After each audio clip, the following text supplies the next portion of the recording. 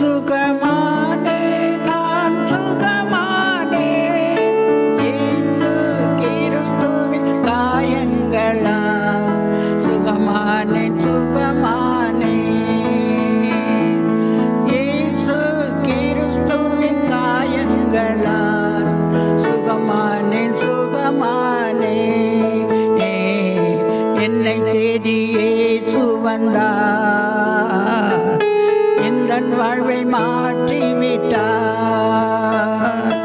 என்னை தேடி இயேசு வந்தார் எந்தன் வாழ்வை மாற்றிவிட்டார் அல்லேலூயா நான் பாடுவேன் அல்லேலூயா நான் பாடுவேன் ஆடி பாடி துதித்திடுவேன் ஆடி பாடி துதித்திடுவேன்.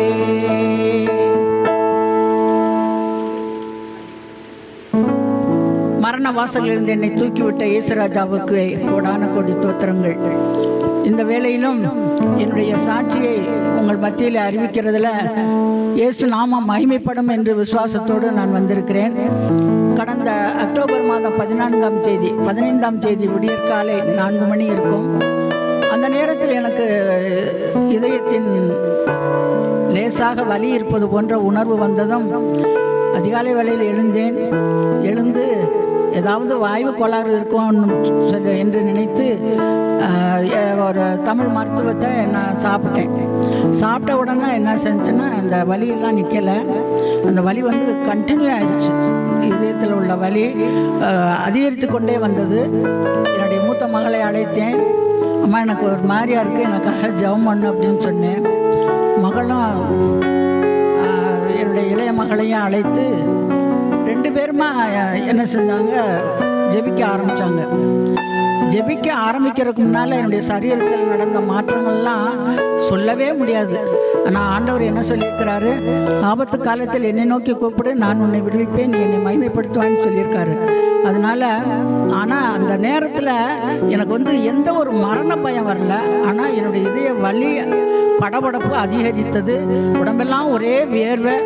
அந்த இதயத்துள்ள வலி என்ன செஞ்சுன்னா டக்குன்னு மூளையில் பரவிடுச்சு. மூளையில் பரவி மூளையின் மேற்பகுதி பூரா, அந்த தலையின் மேற்பகுதி பூரா ஊசியில் வச்சு குத்துற போன்ற ஒரு வலி. என்னால் தாங்கவே முடியலை. உடனே பாத்ரூம் போகணுன்னு சொன்னேன். அப்பா மூத்த மக அம்மா நீங்கள் பாத்ரூமுக்கு இந்த நேரத்தில் போகக்கூடாது, நீங்கள் கண்ட்ரோல் பண்ணிக்கிறீங்கன்னு சொல்லிச்சு.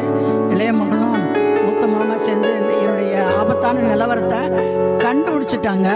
இது மரண போராட்டங்கிறத கண்டுபிடிச்சி ஆவியானவருடைய துணையோடு பார்த்தீங்கன்னா அனலூட்டும் ஜெபம், ஆவியானவருடைய துணையோட அபிஷேகத்தில் நிறைஞ்சு அந்நிய பாஷையில் பேசி அந்த சத்துருடைய பிடியிலிருந்து, மரண பிடியிலிருந்து என்னை இயேசுப்பா காப்பாற்றுறக்காண்டி அந்த ஜெபத்தை மறக்கவே முடியலை. இந்த நிமிஷம் வரையில் எங்கள் குடும்பத்தில் ஒரு அதிர்ச்சியான ஒரு நிகழ்வு என்னுடைய சரீரத்தில் ஏற்ற மாற்றம். அப்பா தாங்க முடியாத அந்த பயங்கரமான அந்த சூழ்நிலையிலிருந்து ஏசப்பா ஒரு 5-10 நிமிஷத்துக்குள்ளே எனக்கு அற்புத சுகத்தை கொடுத்துட்டாரு. என்னுடைய வலியெல்லாம், தலையில் உள்ள வலியெல்லாம் நீங்கிருச்சு, இதயத்தில் உள்ள வலியெல்லாம் நீங்கிருச்சு.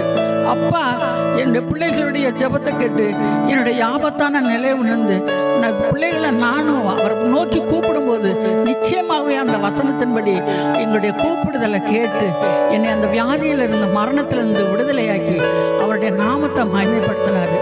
அந்த சாட்சி நீங்கள் நான் சொல்லும் போதை கேட்குறவங்க எல்லாருமே இந்த நேரத்தில் என்னுடைய சாட்சியை கேட்டு உங்களுடைய சரீரத்தில் எப்பேற்பட்ட வியாதியாக இருந்தாலும் சரி, எப்பேற்பட்ட ஆபத்தான நிலையில் இருந்தாலும் சரி, நீங்கள் ஏசப்பாவை நோக்கி கூப்பிட்டீங்கன்னா அப்பா கண்டிப்பாக அவருடைய பிள்ளைகளாக நம்மை விடுவித்து அவருடைய நாமத்தை மகிமைப்படுத்த காத்துட்டே இருக்கிறாரு.